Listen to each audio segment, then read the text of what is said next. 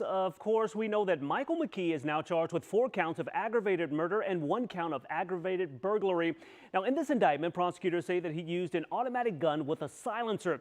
The court documents don't offer many more details, but here's what we know as of right now. Spencer and Monique Tepe were found dead inside of their Weinland Park home on December 30th.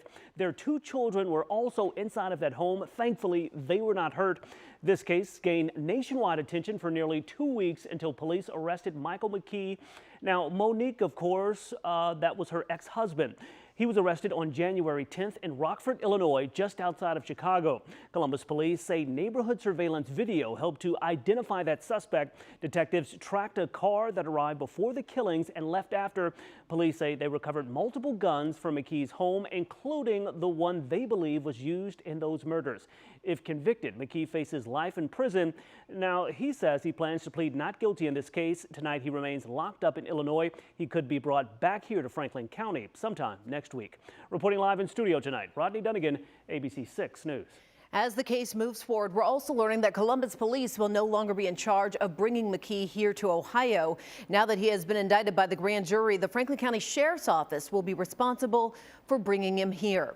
Former Sheriff Zach Scott extradited dozens of people during his long career, and he tells us a lot of planning goes into bringing back such a high-profile suspect.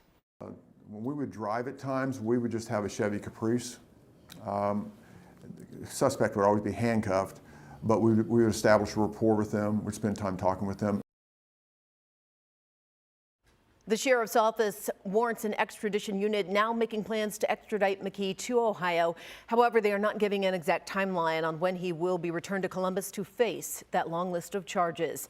And we will follow this case every step of the way. Make sure you have our ABC6 News app to get the developments the instant they come into our newsroom. To find it, just search WSYX ABC6 in your app store.